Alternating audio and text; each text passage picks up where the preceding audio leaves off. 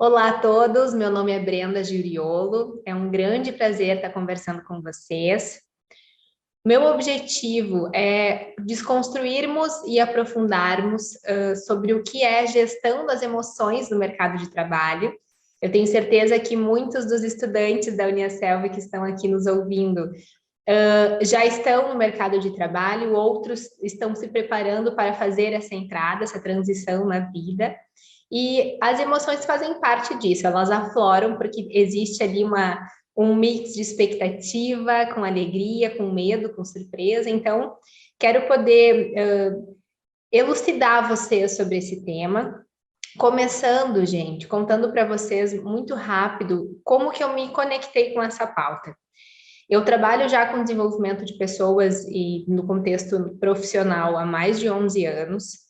E as emoções sempre foram algo que me deixaram curiosa, porque muitas pessoas estavam performando, estavam numa maturidade de carreira adequada, mas não sabiam lidar com o estresse, não sabiam trabalhar em equipe, não conseguiam colocar suas frustrações, terem conversas maduras e saudáveis com as pessoas no trabalho. Então, eu me movimentei para estudar mais sobre isso. Faz desde 2016 que eu resido no Porto, em Portugal, vim para cá para fazer minha especialização.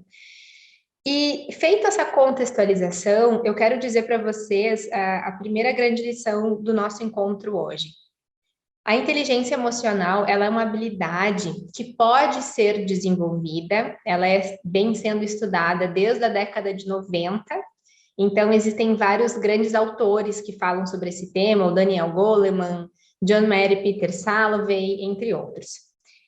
E quando a gente fala sobre essa conexão com o mercado de trabalho, eu vou trazer um dado que é curioso. 85% das profissões que vão nos movimentar e que vai movimentar o mercado de trabalho nos próximos 10 anos ainda não existem. Então, é uma fonte de preocupação. Isso quem trouxe foi o Institute for the Future, foi publicado em 2019. E o que a gente não precisa ter medo? A tecnologia, ela vem para nos ajudar, a gente sabe disso, mas humanos nunca deixarão de atender outros humanos. A gente precisa ter essa consciência, essa empatia, esse trabalho que só os humanos realizam. Então, quando a gente fala sobre gestão das emoções, eu preparei aqui 4 principais tópicos para conversarmos, tá bom? Então, o primeiro, o que é a inteligência emocional? Imaginem um avião onde uma das asas se refere à habilidade de lidar com o eu. Então, eu entender as minhas emoções, eu conseguir nomeá-las, eu conseguir ser capaz de identificar o que eu estou sentindo, lidar comigo, com os meus sentimentos, com os meus pensamentos. E na outra asa, é a minha habilidade de me relacionar com os outros. Seja no trabalho, seja a nível amoroso, em qualquer outro relacionamento, tá? Um avião, ele precisa das duas asas para levantar voo, senão dá problema, né? Então, o que é interessante?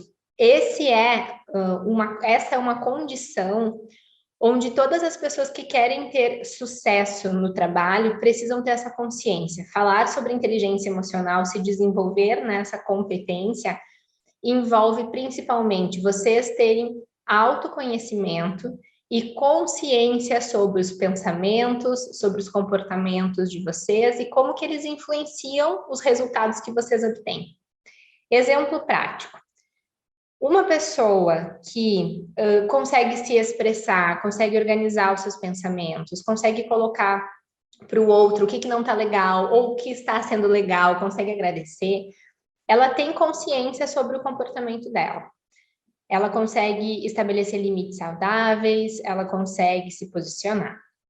Em contrapartida, talvez ela vai ter mais facilidade para lidar com os outros, para se relacionar, para saber escutar, para trabalhar com empatia, do que uma pessoa que é muito centrada em si mesmo ou que não expressa o que está sentindo, não consegue elaborar suas ideias, fica frustrado muito rápido ou fica triste muito rápido, que são aquelas pessoas que a gente brinca, né? Que são pessoas ou muito racionais, mas que sofrem por dentro, ou aquelas pessoas super sensíveis que qualquer coisa que acontece ou choram ou gritam ou saem, né, dentro do seu controle E ambos não é agir, não são comportamentos de pessoas emocionalmente inteligentes. Então, para vocês terem sucesso na carreira, é importante que vocês tenham esse olhar global para o nosso avião decolar, ok? Saber olhar para si, saber também lidar com os outros. Segundo tópico, existe duas palavrinhas que se fala muito. Skill significa competência em inglês, né? Existe o termo reskilling e upskilling. Para as pessoas que estão no mercado de trabalho, o reskilling, ele acontece quando eu quero fazer uma transição de carreira. Então, hoje eu trabalho no RH, quero ir para a área de vendas. Eu preciso adquirir novas competências para trabalhar e para performar bem na área de vendas. Então, eu preciso buscar cursos, desenvolver minha competência de negociação, de comunicação, porque é isso que aquela área exige que eu faça. Também saber lidar com as frustrações, porque a área de vendas também envolve muito isso. Bom, então se eu vou mudar de área, significa um reskilling, eu preciso virar a minha ficha e adquirir outras competências. Em contrapartida, para quem quer engrenar dentro de uma área de atuação, por exemplo, eu quero me tornar uma gerente de RH, o que vai acontecer? Eu preciso ter foco no upskilling. Ou seja, quais são as competências que uma diretora de RH, uma gerente de RH tem? E como é que eu posso traçar o meu desenvolvimento para chegar lá? E, gente, a inteligência emocional é fundamental, porque todas as carreiras exigem que a gente saiba lidar com pressão, que a gente tenha resiliência, que a gente tenha essa capacidade de lidar com as frustrações, conforme eu falei, porque não é só na área de vendas que acontece. Então, uma outra informação importante. Em 2018, foi publicado no Fórum Econômico Mundial a lista das top 15 skills, ou seja, as principais 15 competências que no mercado de trabalho serão extremamente necessárias, né, para os próximos 5 anos. Então, a gente ainda tem mais 3 anos em relação a isso. Quais são? Temos a resiliência e a capacidade de lidar com o estresse, temos a inteligência emocional, temos a capacidade de aprendizado contínuo, que é o lifelong learning, que se fala, a capacidade de lidar com dados, né, fazer esse pensamento crítico. Então, quando a gente amarra todos esses pontos, está mais do que lúcido para todos que saber lidar com as suas emoções é fundamental. Bom, Brenda, como é que eu faço isso? Feita essa introdução, eu quero poder colocar aqui 3 principais dicas para vocês. Número 1, criar e desenvolver a autoconsciência emocional. Como é que eu faço isso? Primeiro, nós não fomos educados a construir um vocabulário emocional. Então, quando eu pergunto para vocês, como vocês estão hoje? Como foi o dia de vocês? Tem algumas pessoas que falam, foi legal, tudo bem, foi cansativo. E acaba. Então, se esforcem, nem que seja colocando num caderno, escrevendo, ao invés de se expressando verbalmente, como está sendo o dia, como foi o dia, o que vocês sentiram, porque essa capacidade de nomear as emoções é o que grandes autores falam que acontece a virada de chave para as pessoas conseguirem se conectar muito mais com as suas estratégias, porque tem algumas estratégias que funcionam para umas pessoas e talvez não funcionem para outras, como a escrita. Apesar de todos os escritores e pesquisadores falarem que é importante, tem pessoas que ainda não se sentem à vontade, preferem conversar e aí talvez a terapia seja uma estratégia, né? Mas o que eu estou me referindo aqui é a capacidade de nomear. Então, por exemplo, vocês vão para uma entrevista, tem uma entrevista amanhã de manhã. O que eu estou sentindo? Por que eu estou me sentindo? Então, a segunda estratégia é vocês questionarem, vocês saberem conversar de uma forma leve, sem julgamento, com vocês mesmos, para perceberem assim, o que eu estou sentindo? Está me ajudando ou está me atrapalhando para chegar onde eu quero? Porque muitas vezes as emoções, elas são reações involuntárias do nosso corpo, nós não as controlamos. Então, não existe controlar emoções. Existe essa capacidade de vocês entenderem o que vocês estão sentindo, identificarem quais são os pensamentos decorrentes dessa emoção e aí partirem para mapear quais são os comportamentos que eu estou tendo. Daqui a um pouco eu estou ansioso, eu estou comendo mais, eu começo a falar mais rápido, eu começo a suar, tá, mas então o que que eu posso fazer, o que que está ao meu alcance para me acalmar, para conseguir fazer uma entrevista bem preparado, por exemplo, né? Então, essa capacidade de nomear e de conseguir questionar meus comportamentos, meus pensamentos estão me ajudando ou estão me atrapalhando? Tenham esse diálogo fluido. Isso é importante para direcionar vocês para o terceiro ponto, que é a questão da modelagem de comportamento.